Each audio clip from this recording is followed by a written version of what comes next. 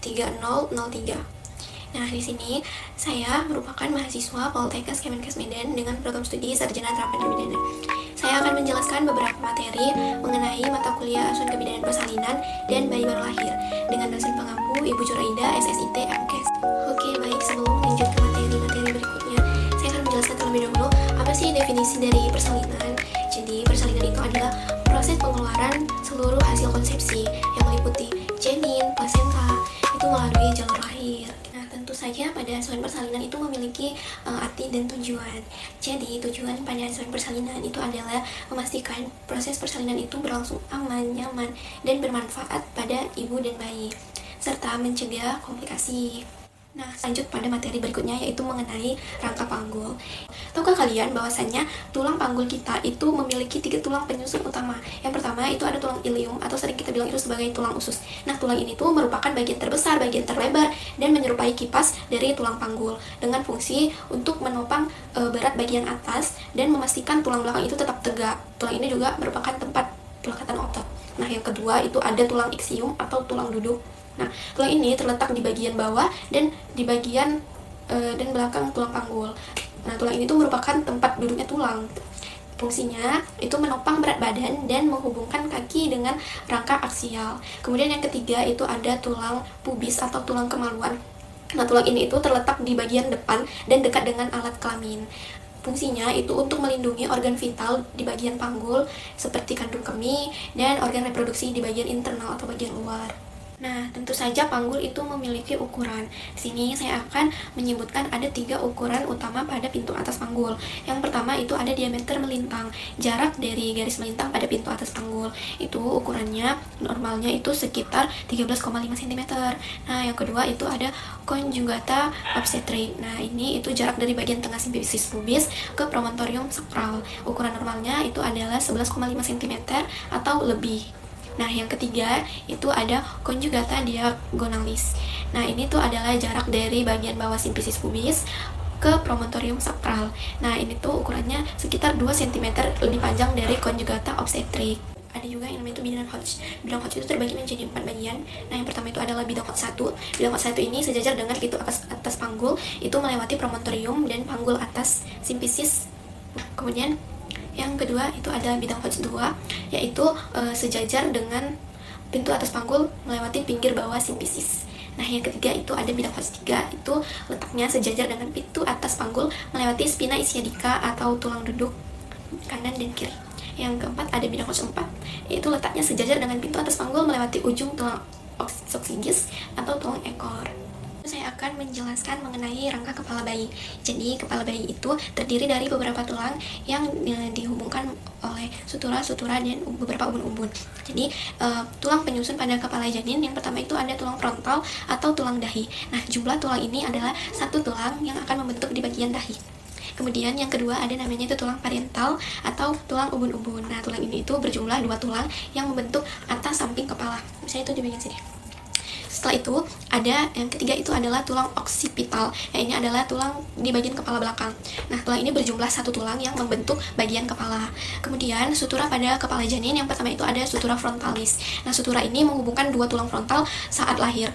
Jadi dia itu akan menyatu menjadi 1 tulang frontal seiring pertumbuhan. Nah, kemudian yang kedua itu ada namanya itu sutura sagittalis. Sutura sagittalis ini berbentuk memanjang dari depan ke bagian belakang. Nah, dia itu memisahkan kedua tulang dari parietal. Kemudian yang ketiga itu ada sutura coronalis, yaitu sutura yang menghubungkan tulang frontal dengan kedua tulang parietal. Yang keempat itu ada sutura lambdoidea, yaitu sutura yang menghubungkan tulang occipital dengan kedua tulang. Ukuran normal kepala bayi baru lahir itu berkisar antara 32 cm sampai dengan 37 cm dan akan terus bertambah seiring waktu atau seiring bertambahnya usia. Untuk bayi baru lahir itu biasanya kalau bayinya laki-laki itu 32 sampai 37 cm, kalau bayi perempuan 31,5 sampai dengan 36,2 cm. Kemudian sekarang saya akan menjelaskan 7 mekanisme persalinan normal. Yang pertama itu ada engagement. Engagement ini adalah masuknya kepala janin ke pintu atas panggul. Nah, biasanya itu bagian terbesar dari kepala janin itu biasanya diameternya biparietal, itu sudah melewati pintu atas panggul ibu. Nah, yang kemudian yang kedua itu ada namanya descent. Descent itu adalah turunnya kepala janin ke dalam rongga panggul. Nah, kemudian yang ketiga itu ada fleksi atau flexion. Itu adalah gerakan dagu janin itu menekuk mendekati dada. Nah, sehingga ubun-ubun kecil itu menjadi di bagian terendah yang akan lahir terlebih dahulu. Nah, kemudian yang keempat itu ada internal rotation atau putar paksi dalam. Pada gerakan ini, kepala janin itu berputar di dalam panggul agar posisi belakang kepala atau occiput itu menghadap ke arah depan atau ke arah simfisis pubis. Nah, kemudian yang kelima itu ada yang namanya ekstensi atau menengadah, itu yaitu gerakan setelah kepala sampai di dasar panggul, janin itu akan menengadah untuk melewati perineum. Nah, kemudian yang keenam itu adalah ekstensi rotation atau putar paksi luar. Nah, ini tuh kebalikan dari putar paksi dalam. Gerakan ini setelah kepala lahir, itu kepala akan kembali berputar ke posisi semula, sejalan dengan punggung bayi. Kemudian yang ketujuh itu ada eksplosi atau sering disebut dengan lahirnya seluruh tubuh bayi. Nah, setelah bahu depan lahir, di bawah simfisis pubis, kemudian disusul oleh bahu belakang, dan kemudian lahirlah berturut-turut seluruh tubuh bayi. Selanjutnya saya akan menjelaskan mengenai tahapan-tahapan dalam persalinan. Nah, dalam persalinan ini memiliki 4 kala 1, kala 2, kala 3, dan kala 4. Nah, yang pertama itu ada kala 1, atau sering kita sebut itu sebagai kala pembukaan. Yang dimana kala 1 ini dimulai dengan kontraksi uterus yang teratur dan diakhiri dengan dilatasi serviks lengkap atau pembukaan serviks lengkap. Nah, dilatasi serviks ini jarang terjadi dalam waktu kurang dari 24 jam, dan rata-rata itu durasi totalnya itu kala 1 persalinan pada primigravida itu bersekitar dari 3,3 jam hingga 19,7 jam.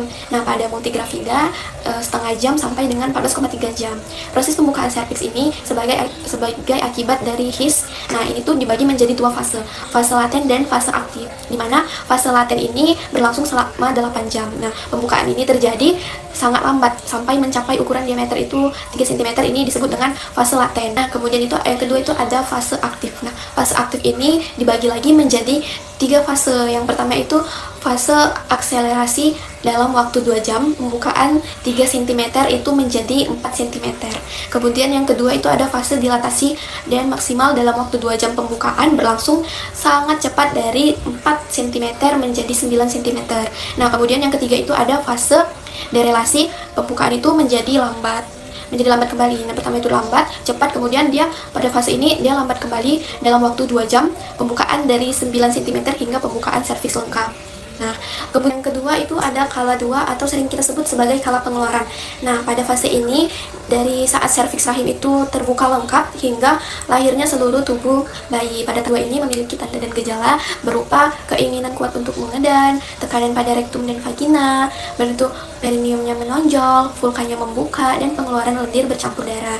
Nah, durasi pada kala 2 ini maksimal itu 2 jam pada saat pertama kali ibu melahirkan dan 1 jam pada saat ibu yang sudah pernah melahirkan atau sering disebut sebagai multigravida.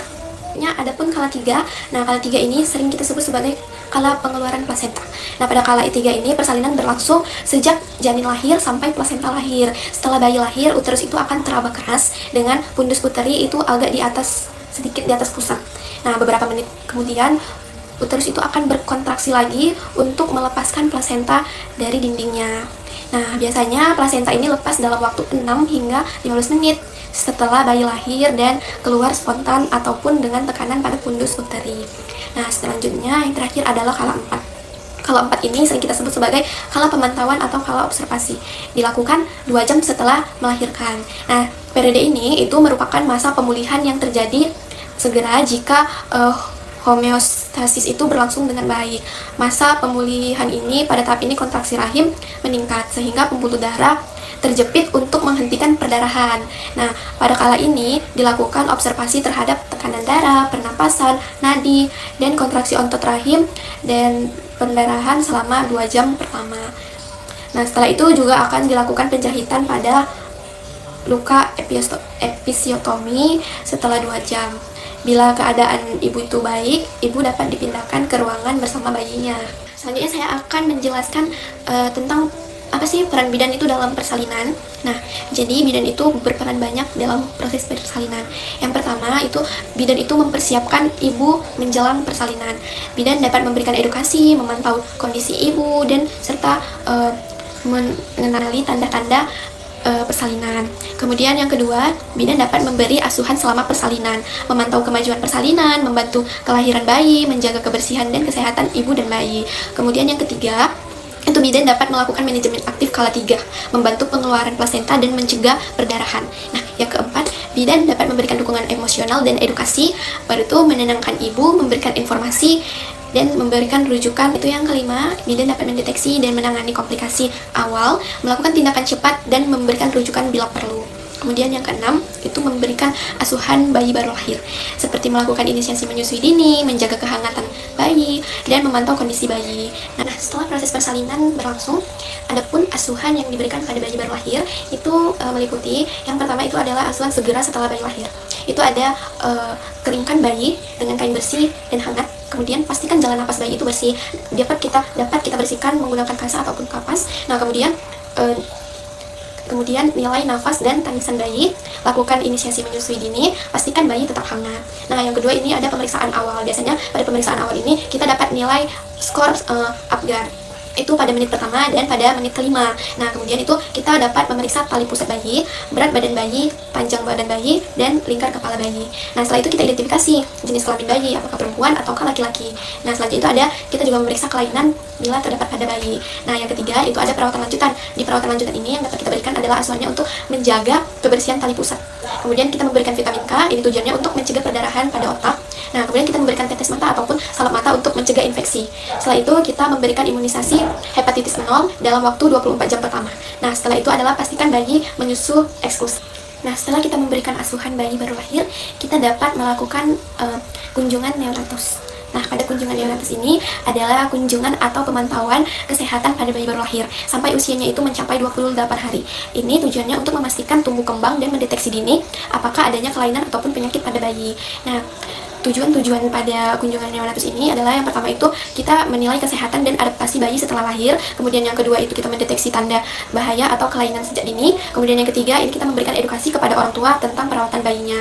Nah, jadwal-jadwal pada kunjungan neonatus ini terbagi menjadi 3. Nah, KN1 kunjungan neonatus 1 itu pada usia 6 hingga 48 jam setelah bayi lahir. Nah, kunjungan neonatus yang kedua itu pada usia 3 hingga 7 hari. Nah, pada kunjungan neonatus yang ketiga ini usianya 8 sampai 28 hari. Nah, tanda dan bahaya neonatus itu berupa seperti tidak maunya menyusu, kemudian bayi itu sesak atau nafasnya itu cepat, kemudian bayi kejang, demam tinggi ataupun tubuh yang sangat dingin pada bayi. Nah, setelah itu tali pusatnya bernanah. Kemudian kita inspeksi warna bayinya itu kuning seluruh tubuh dalam usia itu sebelum 24 jam, itu juga merupakan tanda bahaya pada neonatus. Nah, selanjutnya setelah kita bahas tadi tentang kunjungan neonatus, kita akan membahas tentang kunjungan nifas. Nah, kunjungan nifas ini adalah kunjungan yang dilakukan oleh bidan atau tenaga kesehatan untuk memantau kondisi ibu setelah melahirkan, mulai dari pertama hingga 42 hari ataupun 6 minggu pasca persalinan.